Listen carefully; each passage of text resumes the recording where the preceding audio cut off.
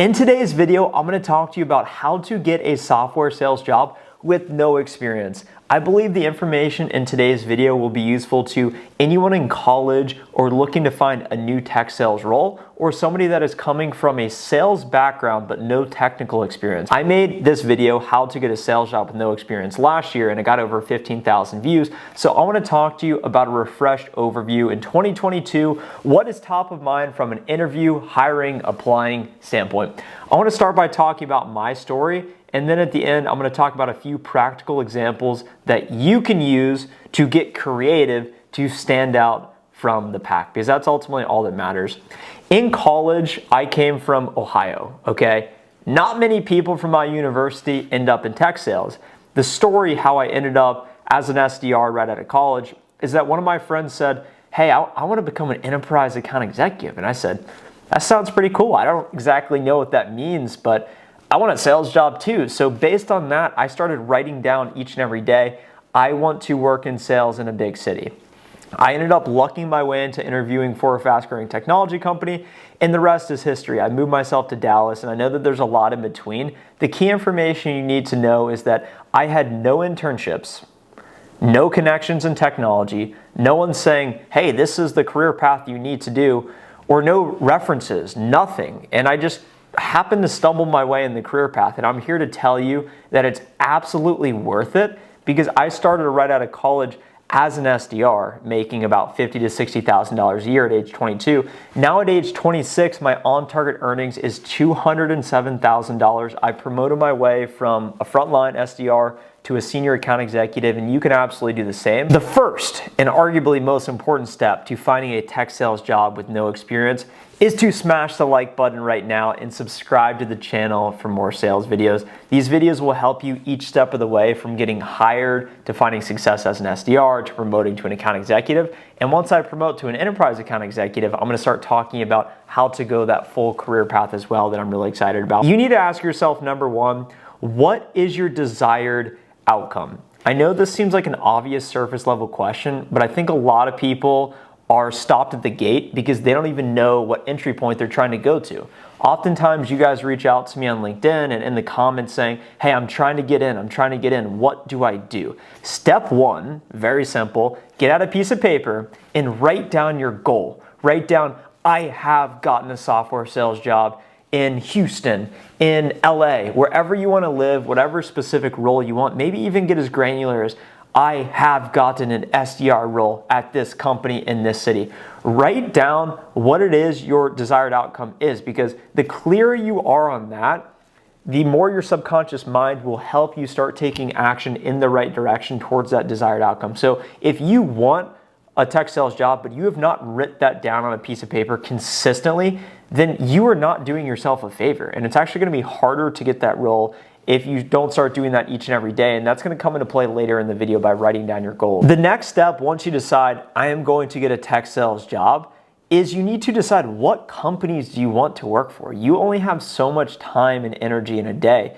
So you need to be very clear, where do you actually want to go work? If you are a student in university, use your low-hanging fruit resources. Go to your career center, use your student organizations, and that's how I got put in front of companies that were hiring. If you are out of college and now you're trying to figure out where do I want to go work for, the threshold that I use to decide if a company is good or not, because you guys sometimes reach out to me and say, hey, I got offer A, offer B, what do you think I should do?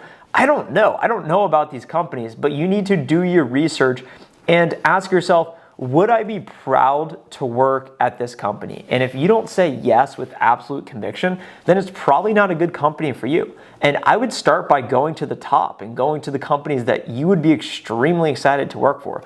So go research CNBC Disruptor list, Cloud 100 list, top funded venture capital companies. Go find these companies that are fast growing and they're looking to hire. They desperately need revenue. So they actually need you more than you need them. The biggest problem these companies have, let's use Amazon as an example. Their CEO, Andy Jassy, was doing an interview on CNBC, and he said, we hired 300,000 people last year, and we still need more people.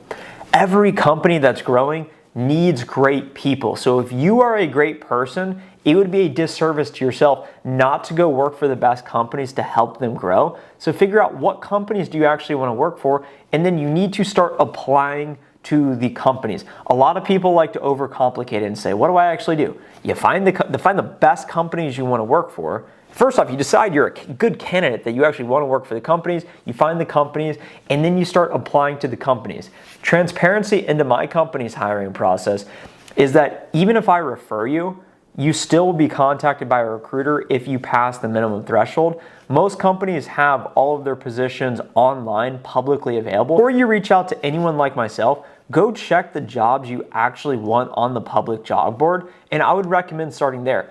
If you reach out to someone like me, be very clear with what it is you want. If you just come with a vague answer, hey, I want to talk because I want a job, I'm going to tell you no, because it's not clear and it doesn't really make any sense what you want. Be very clear with what you want. An insider tip, myself and any employee at these companies you want to work for, we are incentivized to see you get hired. So if I refer you and you get hired, I would get paid like $2,500. So I want to see you get hired. So if you ask me for a referral, I'm happy to do it, but you need to be proactive with, this is my resume, this is the role I want, and I want to make it past this first round interview. And if you make it past that screening, maybe we can talk at that point and I can help you prep. But you can find all of the information you need online, such as the company's 10K if they're public, or if they're private, go read all relevant news articles on the company. And that will give you a pretty good idea if it's a company you want to work for. And number two, if you think you're going to be a good fit. Step number 4 to getting hired is that you need to get creative. Look yourself in the eyes, in the mirror, deep into your soul, and ask yourself, would I hire me? And if you cannot say yes with absolute conviction, then you're gonna have a tough time getting hired at a great company. Because the reality is, everybody wants to work at great companies. So how are you going to stand out from the field? Most people, when applying, go find the job online, submit their resume, and that is an absolutely viable way to getting hired. And if you don't have a stellar resume, which I get the feeling not everybody does, I certainly did it, you need to figure out how to get creative. One example of how to get creative is getting in front of the people that have the influence and the buying power to actually hire you. So you are joining these organizations to contribute to the sales revenue function, most likely, and that's why many of you watch this channel. So perhaps reach out to the VP of sales, and don't just reach out and say, hey, I want to talk to you.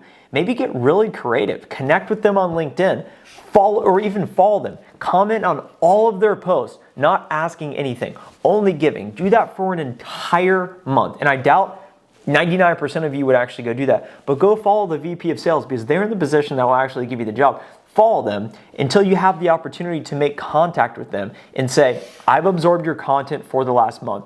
This is my biggest takeaway. My dream is to work for your sales organization. I'm asking you to refer me, or can you get me in contact with the hiring manager? Here's my resume, here's the position I want. Maybe they can give you the job specifically. If it's a smaller company, you absolutely can get creative and network your way in the door. If it's a bigger company, that's probably not going to work. That's one example of getting creative if you have absolutely no experience. Number 2 is identifying who are the recruiters, who are the hiring managers, what is the company's HQ? Could you show up at the company HQ? Or number 2, could you send some sort of gift package, cupcakes, something to get the attention of the people that you need to know who you are? Don't just send your resume, send cupcakes, and then maybe something creative and say, hey, I want an interview. All this is about is getting that first round interview. Everyone worries so much about the resume. The resume doesn't matter so much. The resume gets you in the door. All of these tech companies will look at your resume. Not all of them will pass you to the next round because maybe you don't have the relevant experience, which is why you need to get creative, which is why you need to talk with the right people. All you need to do is to get your foot in the door to get that first interview. And then at that point, it's on you. Either you are a good fit or you are not a good fit. And the final step here is if you actually have zero experience, here's what you got to do. You got to change the narrative once you get in the door. So if you never had a sales job, I never had a sales job, you need to change the narrative from, well, I've never actually done this, to based on this past memory or experience, this is why I am a good fit for your company. The reality is everyone has some sort of experience. Maybe you are former hospitality. Maybe you come from the service industry. Maybe you come from a non-tech sales job, in which case your experience is still valuable. It's still important for the company.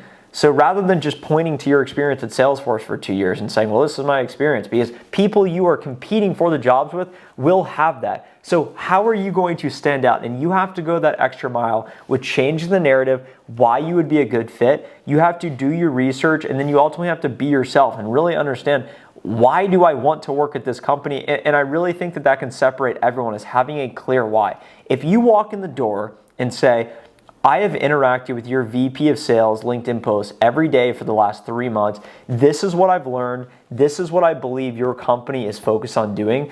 And here's a 3-bullet list of what I plan to do my first 90 days at your company.